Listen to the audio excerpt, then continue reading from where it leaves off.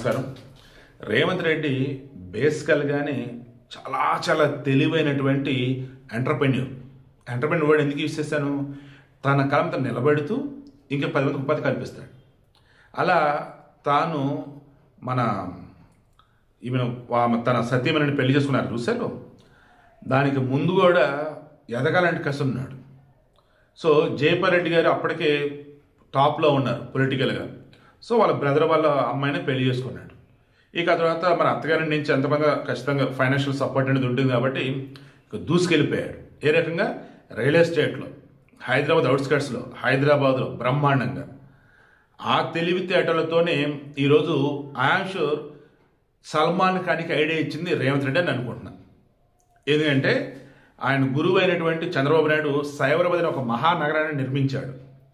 మరి ఈయన future city Hyderabad outskirts Kandukur సరౌండింగ్స్లో ఫ్యూచర్ సిటీ అని నిర్మించబోతున్నాడు. దానికి గాను నిన్న రైజింగ్ తెలంగాణ గ్లోబల్ సమ్మిట్లో భాగంగా 100 కోట్లు కాదు, 1000 కోట్లు లేక లక్షల కోట్ల ఒప్పందాలు జరుగున్నాయి. అవన్నీ ఫుల్ ప్లెజ్డ్ అక్కడ కనుక వచ్చేస్తే ఫ్యూచర్ సిటీ ఎక్స్ట్రాడినరీ మరో సిటీ అన్నట్టు. తెలంగాణలో అసలు డోకా ఉండదు వాళ్ళకి, అంత అద్భుతంగా ఆదాయం అనేది ఉంటుంది.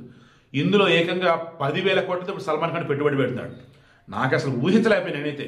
ఒక హీరో ఏంటి, 10,000 కోట్లతో పెట్టుబడులు ఏంటి, అసలు అంత మొత్తం డబ్బులు యాడ్ నుంచి వచ్చారు ఈ మనిషికి అని చెప్పేసి. యాడ్ నుంచి వచ్చాయేంటి?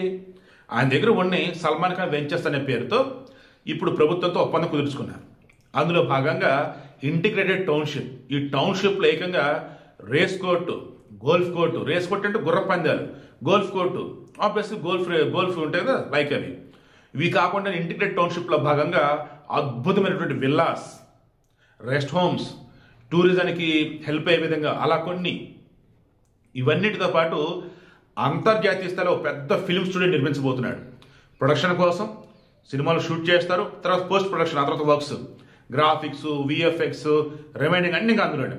ఈవెన్ ఓటీటీలకు సంబంధించి కూడా సినిమాలు కావచ్చు, సిరీస్లు కావచ్చు, అవి తీయటం, అక్కడే మరలా వర్క్ చేయటం, ఇలా అంతర్జాతీయ స్థాయిలో గుర్తింపు. ఏ రకంగా? ఇప్పటి వరకు హైదరాబాద్ అంటే రామోజీ ఫిల్మ్ సిటీ, ఇండియా అన్నప్పుడు రకరకాల స్టూడియోలు ఉన్నాయి. ఇప్పుడు హైదరాబాద్ అన్నప్పుడు రామోజీ ఫిల్మ్ సిటీతో పాటు రేపు సల్మాన్ ఖాన్ యొక్క స్టూడియో కూడా. ఇలా చెప్పుకుంటూ పోతే ఐఎమ్ షూర్ రానున్న రోజులలో భారతదేశ వ్యాప్తంగా అన్నప్పుడు సౌత్లో హైదరాబాదు, అమరావతి, వైజాగ్ ఇవే ఓ రేంజ్లో ఉండబోతూ ఉన్నాయి.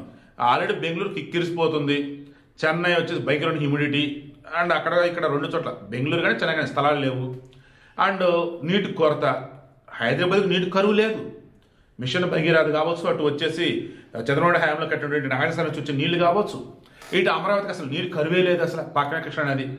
ఇటుక మన వైజాగ్కి దాని కూడా పైనుంచి వంశధార నాగవల్లి నదుల అనుసంధానం కానీ, ఇటు నుంచి పోలవరం ప్రాజెక్టు లెఫ్ట్ కెనాల్ ద్వారా నీళ్లు కానీ. సో నీటి కొదవ లేదు, ఇన్ఫ్రాస్ట్రక్చర్ కొదవ లేదు, అన్నిటికీ పుష్కలంగా ప్రభుత్వం సైడ్ నుంచి సపోర్ట్ అనేది ఉంది. సో ఈ వేలో ఐఆమ్ షూర్ ఓ పక్క రేవంత్ రెడ్డి, మరో పక్క చంద్రబాబు నాయుడు, వీళ్ళిద్దరే తెలుగు వారికి సంబంధించి ఇప్పుడు కానీ ఇను ముందు రానున్న రోజులలో కానీ టెక్నాలజీ డెవలప్మెంట్ అని వీళ్ళిద్దరే కనిపిస్తారు, వినిపిస్తారు.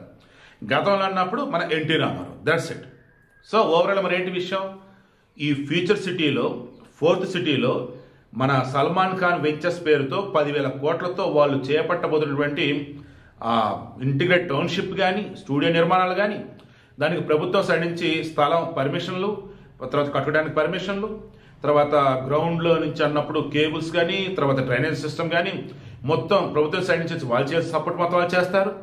ఇలా నిజంగా సల్మాన్ ఖాన్ సుడి తిరిగింది, రేవంత్ రెడ్డి ప్లాన్ అదిరింది, ఓవరాల్గా హైదరాబాద్ దశ తిరిగింది.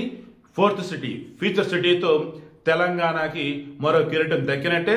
రానున్న రోజులలో తెలంగాణ వచ్చేసి ఐఎమ్ షూర్ ఏపీతో పోటాపోటీగా ఆదాయాన్ని పెంచుకుంటూ పోతుంది. అండ్ ఓవరాల్గా అన్నప్పుడు సరికొత్త సవాల్ని, సరికొత్త ఛాలెంజ్ని ఇప్పుడు చంద్రబాబు ముందు రేవంత్ రెడ్డి ఉంచడం నాకైతే అనిపిస్తుంది. ఈ సల్మాన్ ఖాన్ 10,000 కోట్ల పెట్టుబడి ఓ పక్క, నిన్న రైజింగ్ తెలంగాణ గ్లోబల్ సమ్మిట్లో కుదుర్చుకున్న MOUలో ఏకంగా 1,000 కోట్ల, లక్షల కోట్ల పెట్టుబడులు మరో పక్క.